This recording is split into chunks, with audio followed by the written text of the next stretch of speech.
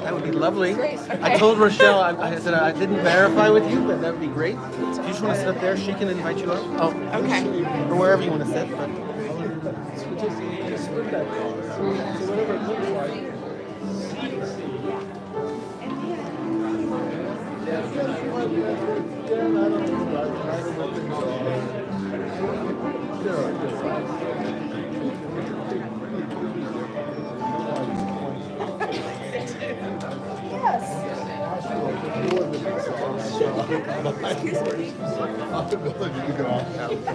Can you believe I've done 85 of these?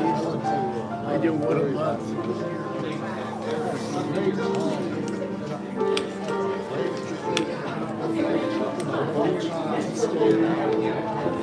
I didn't make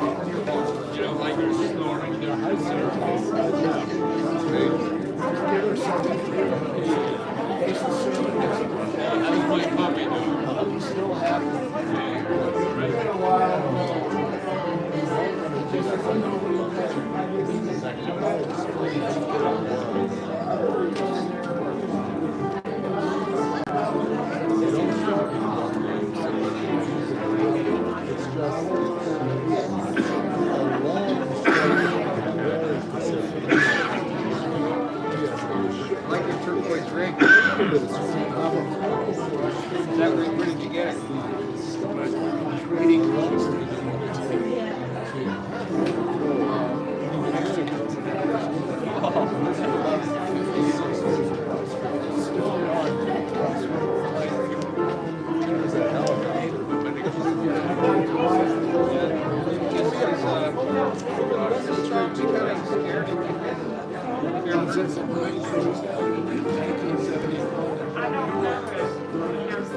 Well, there's got to be more than one mine. It's a special kind of turquoise. I love turquoise and silver. Yeah.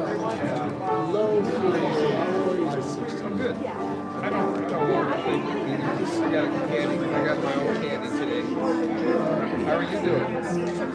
I'm working on that. Working on what? Staying alive?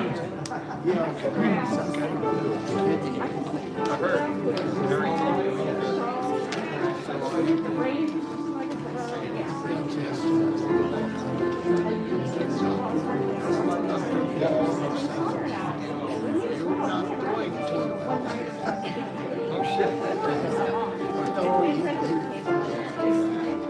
the older you get, the more you find out how much your body is ever doing. The older you get, what? Your body never existed. Yeah, it better not working when you're talking.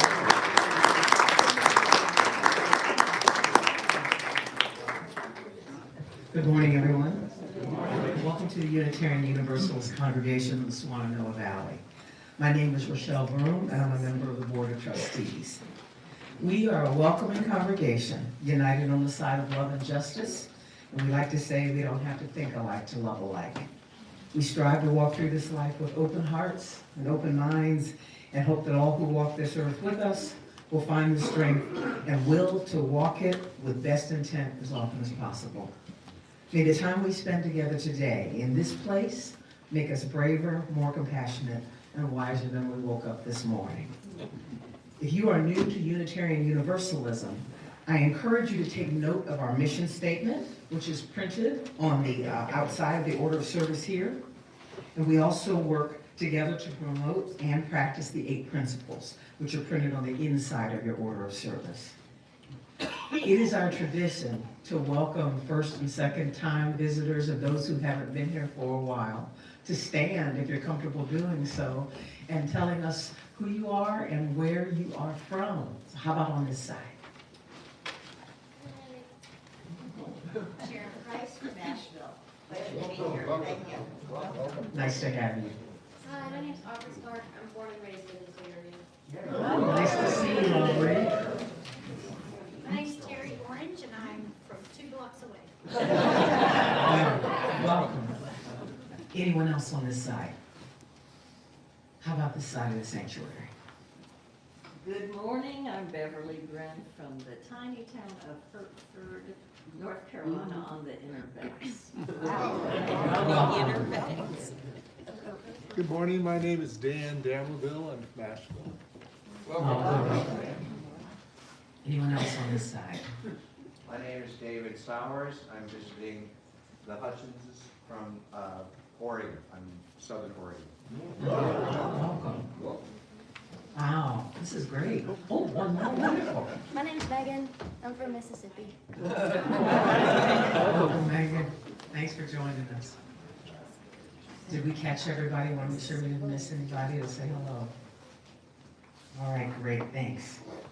Well, welcome to you all. We are exceedingly glad that you're here with us today. If you're interested in learning more about us, or you would like to receive our newsletter or find out how you can be more involved in this community, there's a white card in the back of the pews, and if you don't see one in the pews or in the hymnal, there's a table out in the foyer, and there will be some out there for you. So if you fill those out and place them in either the collection plate or leave it on the table in the foyer, we will get back in touch with you. So we have a few announcements today. Anyone who is a new member or a member who's been here for a while and hasn't had their photo taken yet, Carol Sheeler is here today, and she will be out in the foyer when we finish with the service, and she can take your picture. I saw her doing some this morning already. The other announcement to make, we've got, just so folks know, on this side, this parking lot over here, the area, the green belt that is between our parking lot and 5th, I know that sometimes folks are kind of driving straight ahead over that or double parking, and we're trying to respect the grass a little bit if we can, so if you can stay on the paved part, that would be great. Our Canvas Drive, thank you for all of those folks in here who have made their pledges already. We are at 77% of our goal for the coming year, so very, very excited about that. If you haven't pledged yet, please see Evan, Yannick, or Larry in the back. He's got his hand up, or Jim Curlin right here, and they would be happy to take your pledge. If you are an online geek and you'd like to do it there'll be a link in the current for you, and you just click on the link, and it's really easy to do. Or if you'd rather us send you the link, we can do that as well. We can email it to you. And we have a guest, actually a new member, who would like to speak with us a little bit about Canvas. And so I'm going to invite up Alice Berry to do that.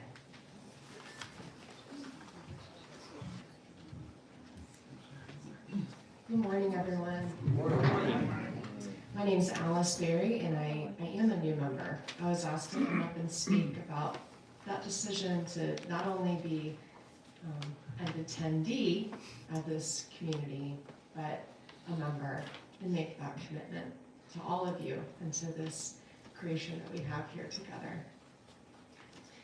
You know, throughout life, looking for community has been a practice, and I've been very, very lucky to have many places where I've felt welcomed and accepted. Growing up, I went to the Episcopal Church and have wonderful, wonderful memories. Some of my very earliest memories are of climbing under the chairs in the choir rehearsal room while my mom was practicing for the choir prior to the service. But when it came time for confirmation, when I was 16 or so, I decided not to get confirmed in the church. I continued in the choir and was employed my senior year as the choir assistant for the children's choirs, and I was an acolyte. I loved being involved, but I didn't feel like it was my spiritual home.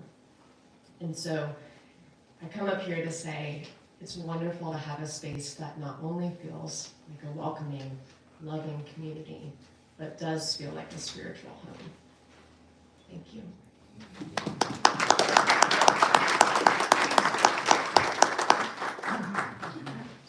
Thank you, Alice. She's a killer alto. It's really nice to have her. Sitting next to me is really cool. We'd also like to do our Native Peoples Acknowledgement. We do that every Sunday. It's our practice to acknowledge that the land where we are gathered has not always been ours to call home. UUCSB acknowledges, with respect, that the land we are on today is the ancestral home of the Cherokee and of other indigenous people. The Cherokee, through stewardship, understanding, and conservation, survived and thrived in this land. We acknowledge their enduring connection to their homeland. Now, if you would please silence or completely power down your cell phones or other noisemakers so that our service may begin.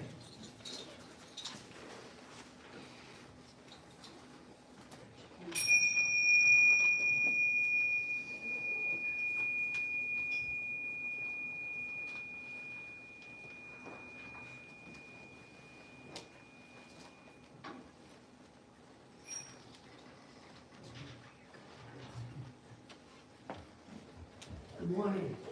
Good morning. It doesn't seem like spring, but it'll be here too. So they tell me. So anyway, it's good to see all of you here, and I just want to say I appreciate, I know you could always be spending your Sunday mornings doing other things. So thank you for taking the time this morning.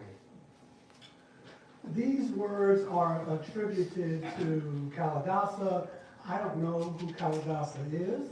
It sounds like the artist formerly known as Prince. It's just one. but I'm assuming, these are wise words. Look to this day, for it is life, the very life of life. In its brief course lies all the verities and realities of our existence, the bliss of growth, the glory of action, the splendor of beauty.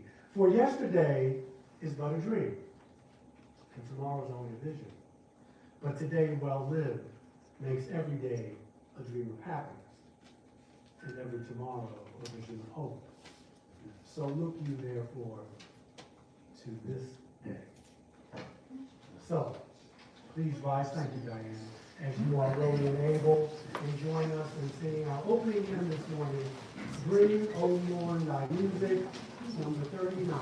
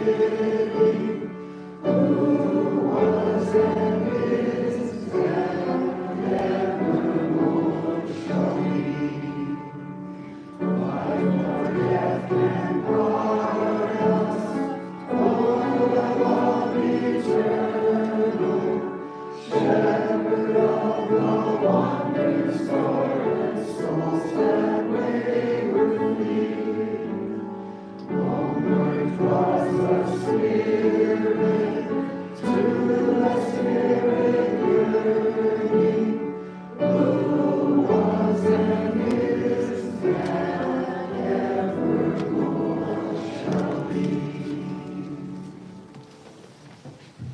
Please be seated. You know, I appreciate when you say, you know, I speak in a lot of other congregations, a lot of these congregations, and there's that joke that how come Unitarians don't sing so much is because they're reading ahead to see if they agree with the lyrics. And I know some of y'all want to hear the lyrics. So you that we have guests and you're showing off. I love it. Makes us look good. And, anyway, 592, our responsive reading, the free mind. So we'll read this responsively. It's by Unitarian Minister William Elmer Chandler. I call that mind free, which masters the senses and which recognizes its own reality and greatness. Which passes life, not in asking what it shall eat or drink, but in hungering, thirsting, and seeking after righteousness. I call that mind free, which jealously guards its intellectual rights and powers, which does not content itself with a passive or hereditary faith. Which opens itself to light, wheresoever it may come, which lives in truth as an angel from heaven. I call that mind free, which is not passively framed by outward circumstances, and is not the creature of accidental impulse. Which discovers everywhere the radiant signatures of the infinite Spirit, and in them finds help to its own spiritual enlargement. I call that mind free, which protects itself against the usurpations of society, and which does not cower to human opinion. Which refuses to be the slave or tool of the many or the few, and guards its empire over itself as nobler than the empire of the world. I call that mind free, which resists the bondage of habit, which does not mechanically copy the past, nor live on its old virtues. Which listens for a new and higher conscience, and rejoices to pour itself forth in fresh and higher exertions.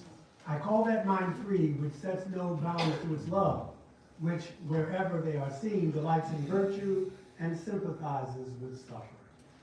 Which recognizes in all human beings the image of God and the rights of God's children, and offers itself up a willing sacrifice to the cause of humankind. And finally, I call that mind free, which has cast off all fear but that of wrongdoing, and which no menace or peril can befall. Which is calm in the midst of tumults and possesses itself, though all else be lost. Well, that's a word salad. I got some of those in a sermon, but I'll break them down. A lot of words. Anyway, this is the time in the service when we invite you to come up and share a joy, a concern, a sorrow. Diane will light the fire, and the mic is on. And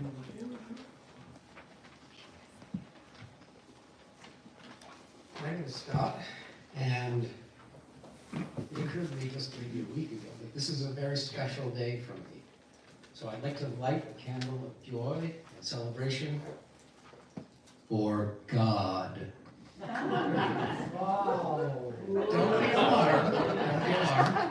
I remain a faithful atheist. You're stuck. My faith is firm. I am an atheist, but that describes, defines what I don't believe. And it happens that many years ago, I delivered at the Asheville Church this I believe, a short creative statement about what I do believe. And it revolved around the catchphrase, community equals God. And when I say God, I mean a source of hope and healing and love greater than myself. Very simple. And by community, I mean any instance where I join in a meaningful communion with other living things.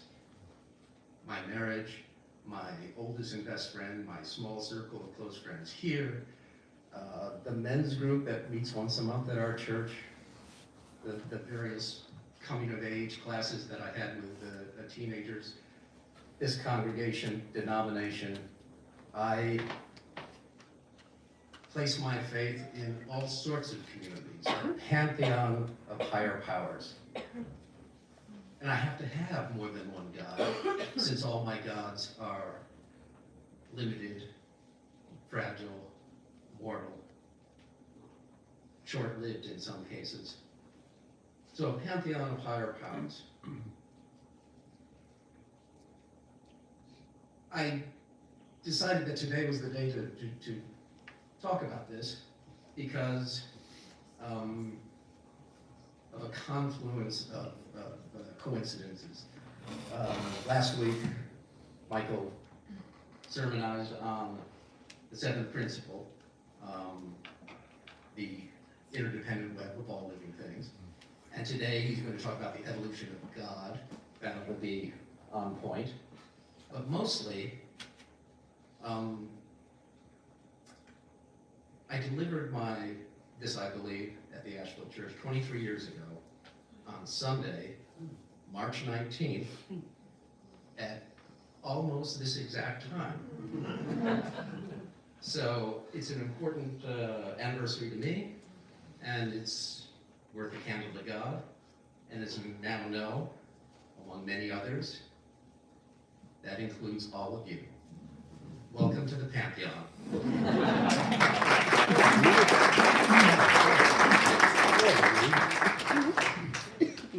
Good morning, I'm Susan Hurley. I'm going to follow that with one of the things I really appreciate about this church community is our willingness to serve outside in the community and in other ways. Yesterday, we had a wonderful, wonderful service at the UCC in East Asheville. And this was a service to raise money for two activists. There might have been more than that. 16 activists that were on Christmas Day brought things to enrich a homeless community.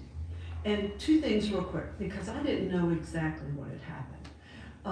But 5 years prior, or maybe 3 years prior, the City Council of Asheville had changed the amount of time that a homeless community had to be notified before they were told to leave. It was a week, and they changed it to 24 hours. So that this community, they were told 24 hours in advance. That was on early Christmas Eve. And they were invaded the following day. And these activists were there, wanting to make a Christmas special for these people. One of the crimes that they were accused of was bringing 7 large pizzas. They got felony littering for doing that. And so I was so surprised. But our pianist and choir director and wonderful person, Linda Metzner, was very instrumental in involving the service and being there, encouraging people to give. And just appreciate you for that. The other thing was yesterday was Linda's birthday. So just wanted to say that too. Thank you. Rose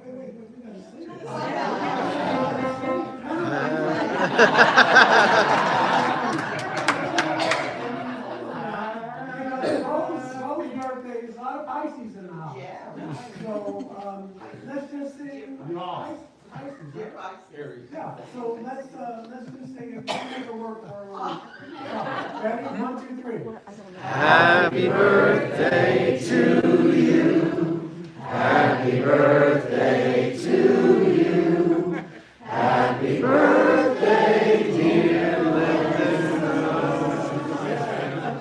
Happy birthday to you.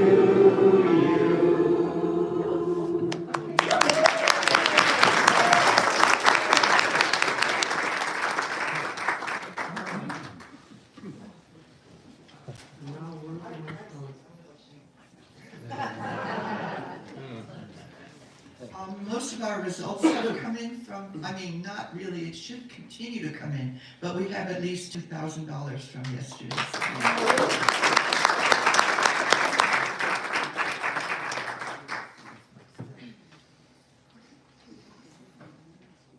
Hello, my name's Aubrey Clark. This is my first time here and doing this. I'm a little nervous, but I just wanted to share with my community, ask for support and prayers.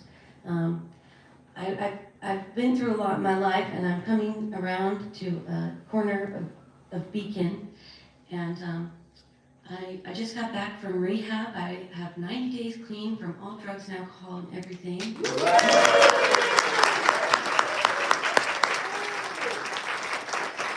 And, you know, in those programs, they talk about coming back to God and finding your spirituality again, which is something I have been doing, and I'm so forever grateful for it. And that reading we just read, I think my empire fell, and I'm beginning to build my village again. And I was in Florida, and I went and did this. And when I left to do it, I kept saying, I want to leave this place so badly. I felt like this place had done something to me, and I'm glad to be back. This is my home. These mountains really care about me, and they really love me. And I'm thankful for everybody here, and I love this place. And I guess I'm just asking for community in my life, more meaningful connections with people that understand the reasons that we're here, other than looking at our phones and looking down at the ground. And I just have a hard time connecting with people my age, and I'm okay with that. I'm totally fine with that. So, and I've learned a lot about grief and praise lately. I've had time to grieve my childhood, and now I praise it because it's given me a childhood and adulthood, which is everything I could have asked for. So thank you.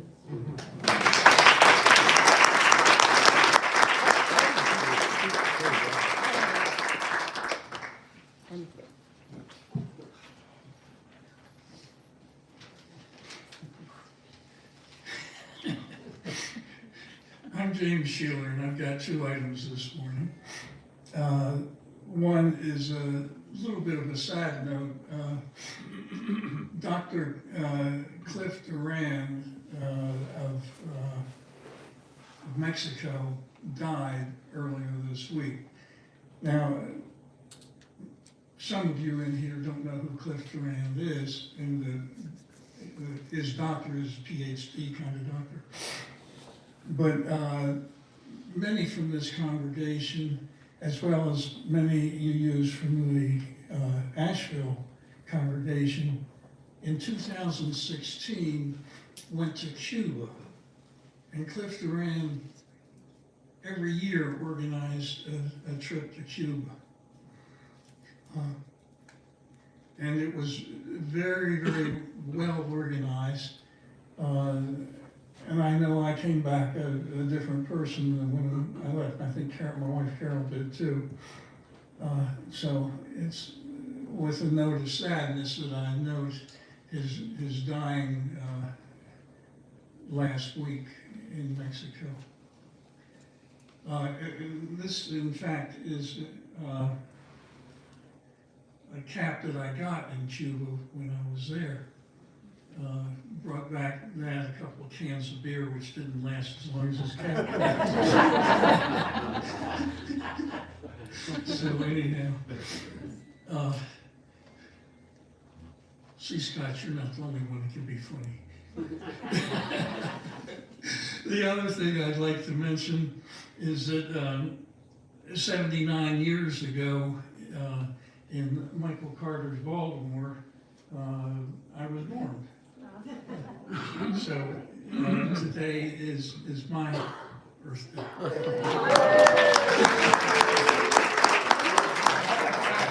Happy birthday to you. Happy birthday to you. Happy birthday, dear James. Happy birthday to you.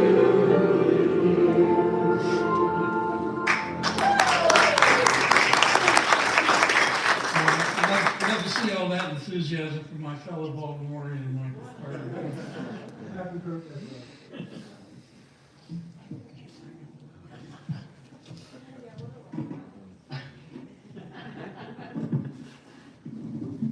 I'm Andy Early, and just a somber note, a candle of concern and sorrow that our choir member Sue Cannon's husband Peter did pass away after a long decline. And just hold Sue in your heart, if you will, because she has been a stalwart as Peter declined.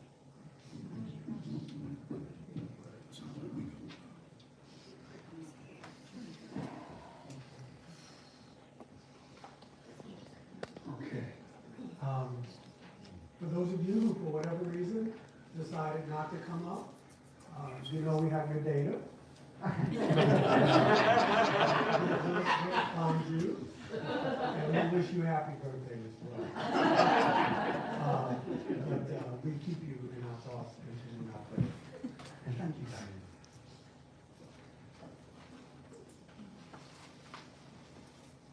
Okay. One other thing,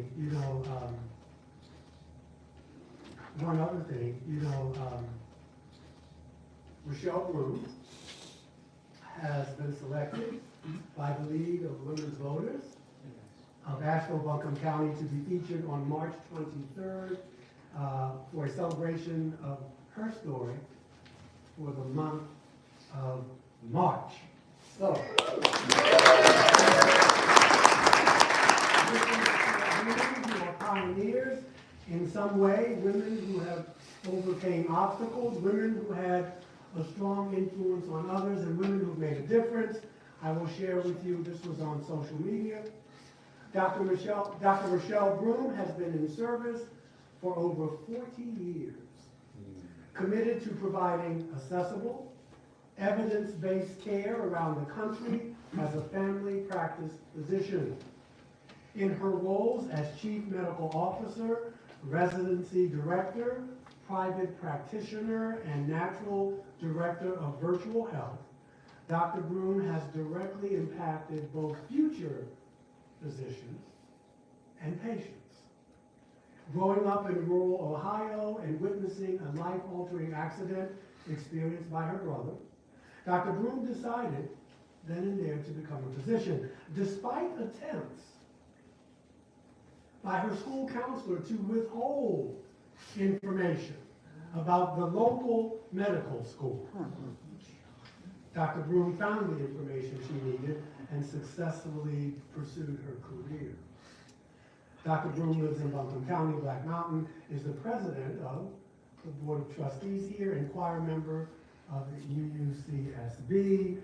Her hobbies include motorcycle riding, gardening, and cooking, and of course, we are blessed to have her partner, Deborah.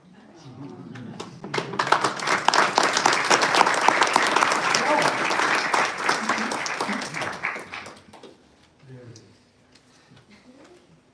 She's in the portico watching the doors. Watching the door. Okay. I want to invite you to center yourselves. This is our time of medication. Where's my glass? Too early. Meditation and prayer. Yeah, meditation. I think I'm going to put that in the order of service. See who catches it. And so after our time of meditation, we'll have a time of quiet. And so let us begin.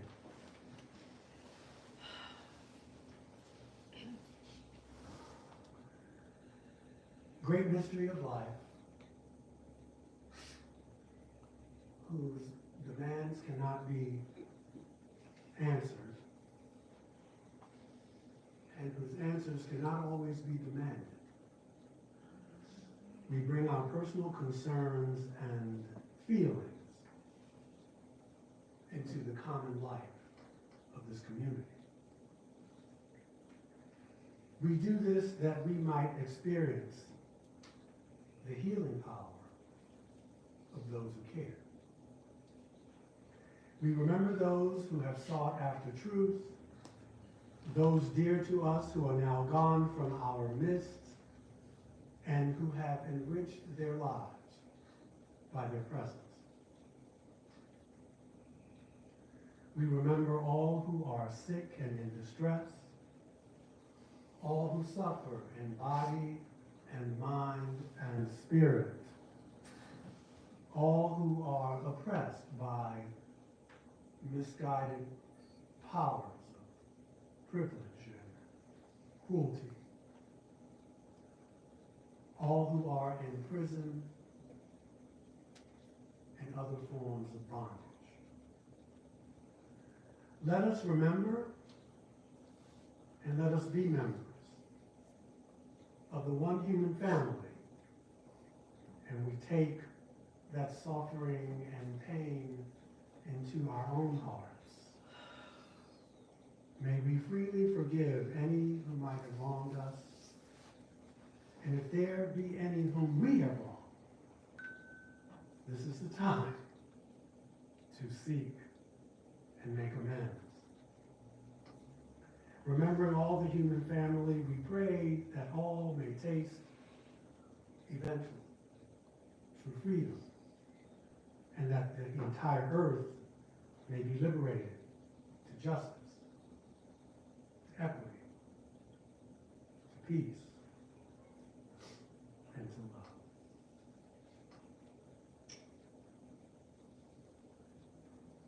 I now leave you with the eloquence of silence.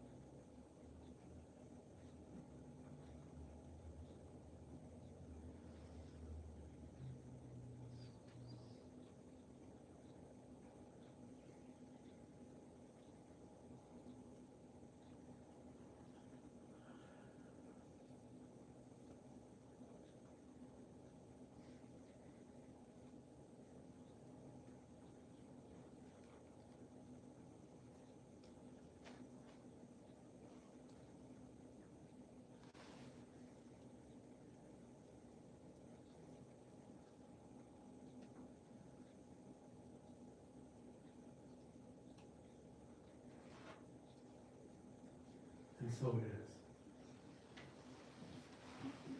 Please stand as you are willing and able and join us. Yes. Yes. Wow, I have no words. I do forget, so I always say, you can't say, I'm in it for the money. It does help. And I thank you ahead of time, so we keep our lights on. Thank you. Thank you.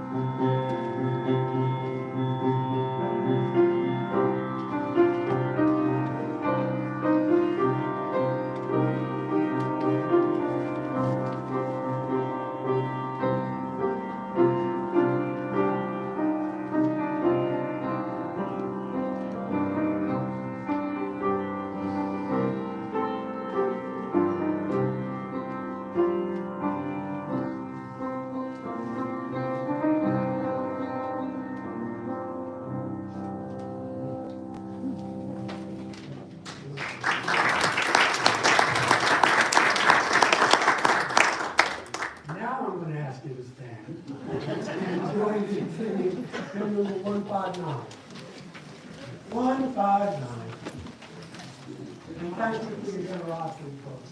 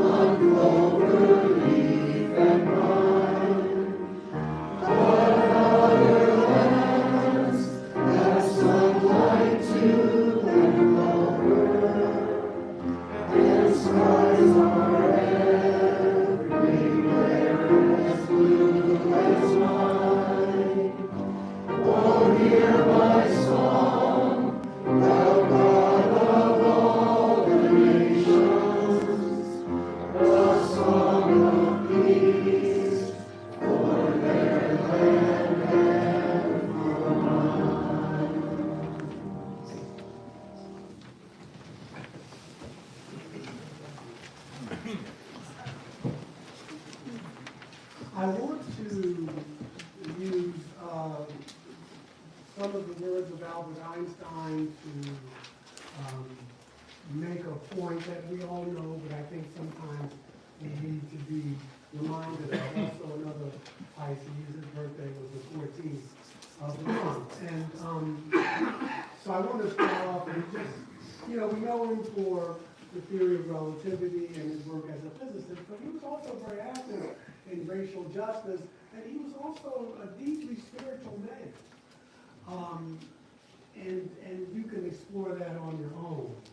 But he was also a prophet, as I hope you will walk away with after hearing this talk.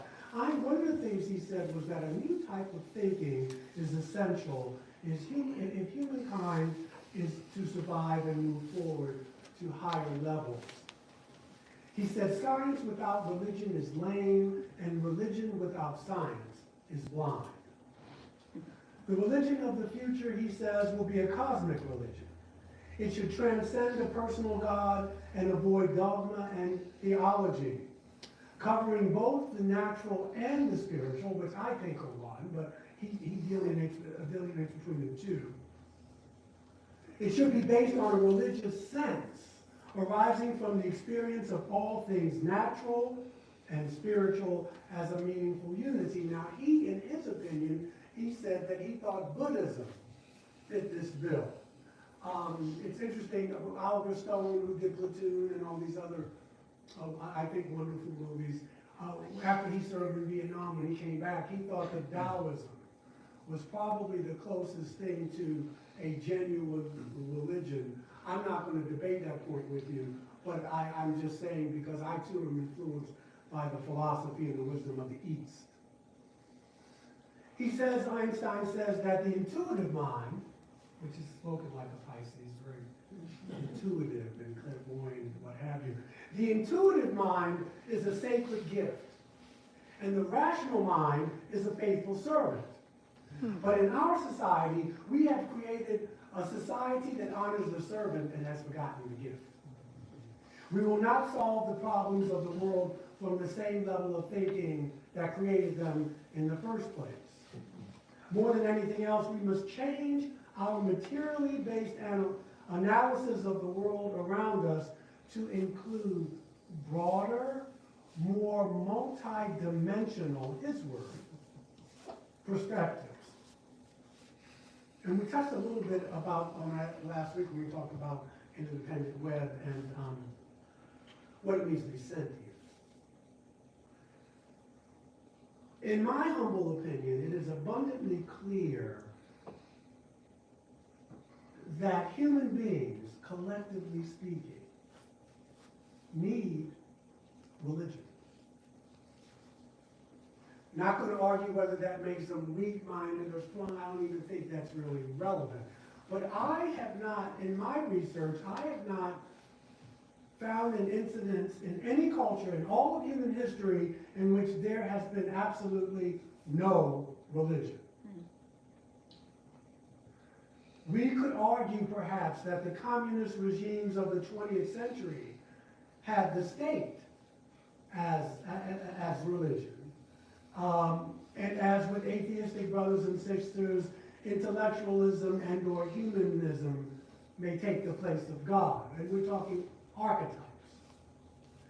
These examples, at least to my mind, prove the rule that in most totalitarian governments, the state seeks to harness from that archetype the need for religion, for the state to take the place of religion. And atheists have placed intellectualism and or humanism where the God archetype resides in the human psyche.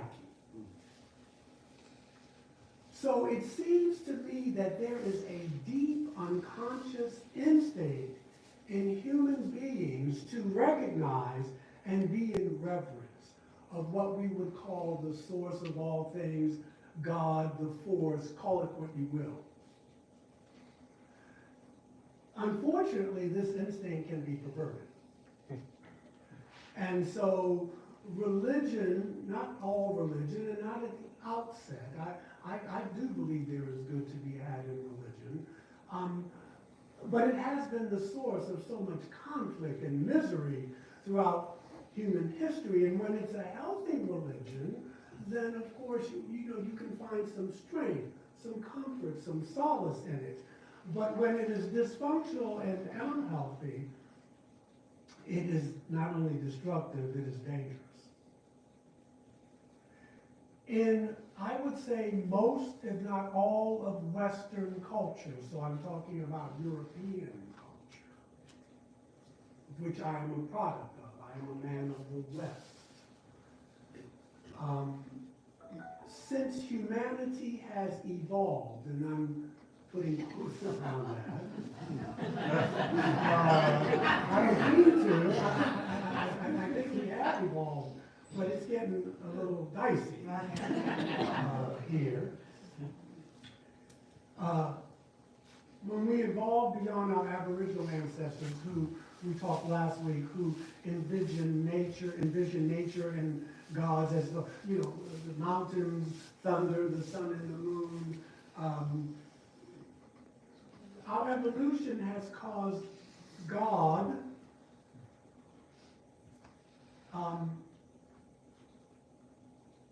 to be more of an egocentric kind of, oh, definitely it's a man. It's a white man. Didn't you know that? It's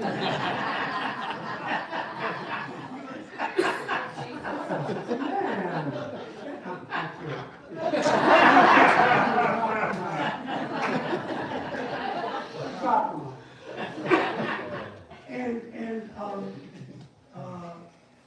It's a mess, and so for thousands of years, the religions of the West and the social, political, economic order of the societies, they joined in making, anytime you question, which is what we do as Unitarian Universalists, but anytime you question these dogmas, it's blasphemy.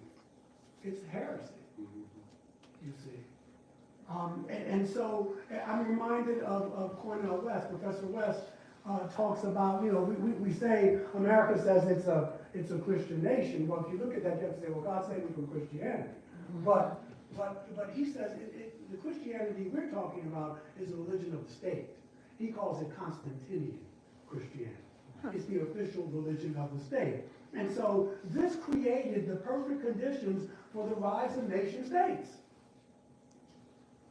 who had these hierarchical power systems. And ever since the 18th century, since the development of commerce as the linchpin of our society, if you question this mercantile, mechanistic, and resource exploitive theology, you have made yourself an enemy of the state. The evolution of the deity impulse projected from nature, what we talked about last week, anything that talks about holistic kind of perspective, interconnectedness, is frowned upon. And so Einstein was saying that the sin of America, and I'm using that word and I'm using it in its original sense, where we've made the mistake, that we believe in the separateness. That what's going to destroy us is that I believe I'm separate from you. And you believe you're separate from me. Maybe the skin's a little different, the lips, the hair. But we're different. We're different. And we're unique. And so this is what's going to probably do us. A big rock may hit us, or the climate. I still think we can change that, but we've got to want to do this. And this is what Einstein was addressing. He understood that this materialistic, dualistic, egocentric perspective divorces us from nature and being compassionate, and that if we're going to survive, we're going to have to change our consciousness. That's what we're talking about, a change of consciousness. Otherwise, we are almost inevitably going to wind up with some type of catastrophe. And so our abusive relationship with nature had not been an issue as long as there was enough resources to go around. It was not a big problem then. I mean, of course, some people hoarded their resources. But because of our technology, and we don't have the spirituality of the maturity to know how to use this technology, Einstein saw that we were going to have a crisis of survival of epic proportions. And so I'm saying to you is that has not our society, American society, like the communists, the downfall of communism was just no money in it. And so, what we've done is we place an economic and political system, the capitalist consumer system, has become our religion. This is our religion. It's right there on the dollar bill. This is it. But our churches, as long as Wall Street and corporations, particularly our brothers and sisters who identify as fundamentalists, they hold that any questioning what I'm doing is heresy. I'm trying to get us to see another way. And basically, you make yourselves enemy of the state. So when Einstein calls us to realize the need for a new type of thinking, a new type of consciousness, he says this is the only way that we're going to survive. We have to go to higher levels. I call them frequencies or consciousness. We call it what you want to. But he's asking us in our civilized world to rethink the nature of religion and the God that we collectively, I'm not saying that but collectively the God that we worship.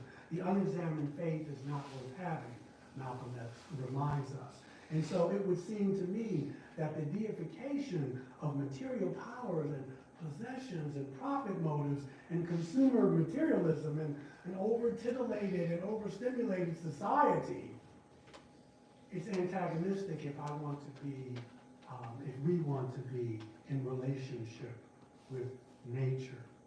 And so we're going to have to envision a new God, if you will. Einstein saw the terrible consequences of the human ego assuming itself as central to the cosmos. He wrote in 1950, a human being is part of a whole called by us the universe. Human beings are part limited in time and space. We experience ourselves, our thoughts and feelings, as something separated from the rest. A kind of optical, I love this, it's a kind of optical illusion of consciousness. This delusion is a prison for us, restricting us to our personal desires and to, we just give affection for people who are close to us. Our task must be to free ourselves from this prison by widening our circles of compassion to embrace all living creatures and the whole of nature as beautiful. This is what we talked about last week. So he declared, in essence, what is necessary is that religion must evolve in order for us to evolve, so as to enter a new phase of human experience where technology and nature do not have to be in conflict. He was capable of seeing the universe from a deeper level than the human senses. He saw the universe, as quantum physics now tells us it is, not only as intelligent, because the earth is intelligent, the earth is a feeling being, but he saw everything as pure energy. As pure energy. He was capable of understanding the planet Earth as an organism within the body of the universe. He was able to see that the reduction in cosmology of Brother Isaac Newton, God bless him, he was doing what at the time, that's where, but that train has left the station. That modern relativity and what quantum theory is telling us that prevails today, that Newton was fatally flawed. But that's okay. I mean, look what he contributed. He was a person of his time. But we're still, it's like my friends who still, the Bible means what it says and says what it means. And they don't get it that just because someone said something 5,000 years ago doesn't mean that it has to be true today. We have that with scientists too. I don't want to talk about extraterrestrial life, even though now our government is. I don't want to do that. And I get it. Because if you spend all your life, whether you're a theologian or a scientist, and now, 30 years, you're tenured. You know, you got it going on. And now this stuff is coming out. You don't, I'm living good. I can't accept that. And this is what's happening, especially with religion. And so, he knew that I'm talking about Einstein, that if we keep, what's the old saying, if you want to keep on getting what you're getting, keep on doing what you're doing. And he knew that, and even though he and Oppenheimer, they had their hand in the bomb, and the movie's coming out, Oppenheimer, I just read the book, it's wonderful. But he knew that we were on our way to horrific atomic warfare, environmental degradation, resource depletion, and the breakdown of compassionate political and social life. He knew that back then. He knew that back then. Because we just, it's hard to change. It's hard to change. You know, we see it now with this war. No, you know, Biden's telling them, no, we don't want diplomacy yet. And then Putin, and he's got a bug up his butt, and nobody wants to talk. No, you know, I just don't talk yet. No diplomacy yet. Don't get me started.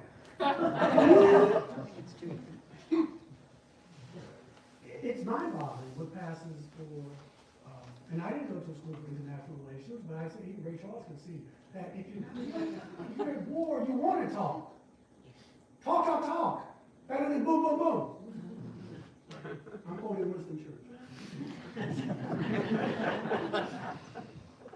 Einstein was also able to see an inherent, there's that word we have in our principles, intelligence in the miracle of the mysteries of the universe, and to intuit this balance.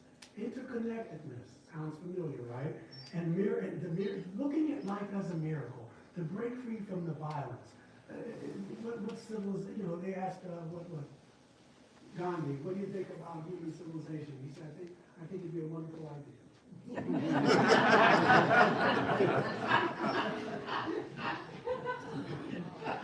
Einstein's call to sanity makes clear that humanity will be unable to find peace and prosperity of spirit and material security until there's a change in our understanding of what we call God and our place in the cosmos. He understood that. And evolution in our understanding of the concept of sacred is essential if this is not news to you, but we have created God in our own image. And this is the world that we now have. See, mystical religious traditions always knew this, that God and nature and the universe are all one. They always were persecuted, but they always knew this. And so this separation is, if you want to talk about sin, which we don't in Union churches, but we talk about it in this perspective, the sin is that we think that we are separate from each other. That's the sin, that I forget, that I get scared. And watch out, Diane's got it. Did you get it from her? Where is she? Don't let she's gonna get it. Look out, I got it. If you get, I think I'm going to lose. And if I lose, then you get it. It's what we have now.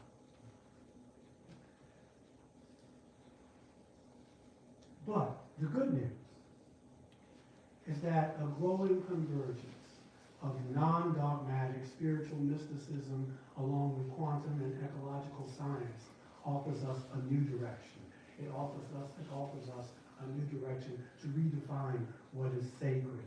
And we get to see that everything is, and that you and I are made of star stuff, and that in our bodies, and in the universe, there are billions and billions of galaxies, and we are children, you and I are offspring of an intelligent, evolving universe. Every atom in our bodies, every atom of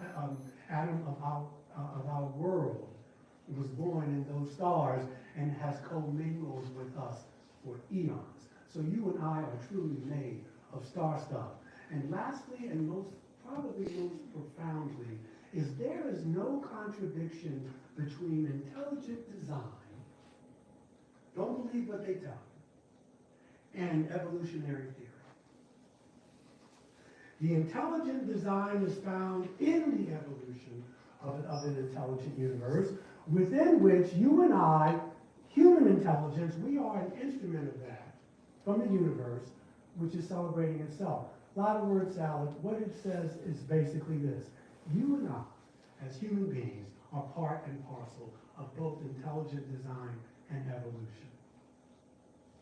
So we need more of a religious conviction behind supporting this type of vision. When Einstein says we need to widen our circles of compassion to embrace all living creatures and all nature in its beauty, then we create a better world for our children. It's not over yet. If it was over, they wouldn't keep lying to us. If it was hopeless. This can be whatever name you call it, God, non-God, whatever you want to call it. I mean, people kill each other over this stuff. But I'm just here to tell you that it can be done. It can be done. I mean, Marianne is running for president again. No, she may not win, but she's raising issues. I mean, King brought these things up, they killed him. I mean, I'm not saying they're going to kill her, I don't think they will. But they're afraid because she's trying to bring in a new paradigm. You see. Because already everybody's saying, the status quo, and she's saying, wait a minute, whether you like her or not, they must be made of grass because I celebrate. But as we evolve, so will our notions of God. There's only two ways to live life, Einstein tells us. He says one is that as though nothing is a miracle, and the other way is as though everything is. Amen. Ashe. And blessed. Amen, brother.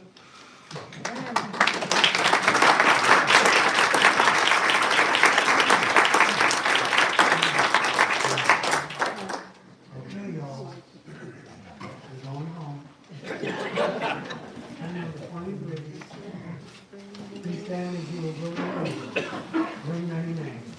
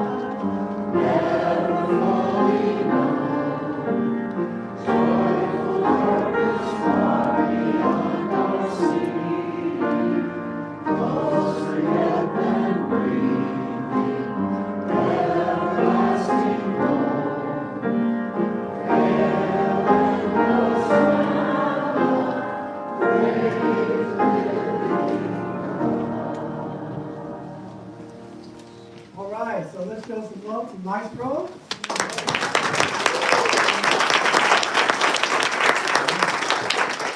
right, we'll keep it brief. This is from Universalist Hosea Baloo. If we agree in love, there is no disagreement that can do us any harm. But if we do not, there's no agreement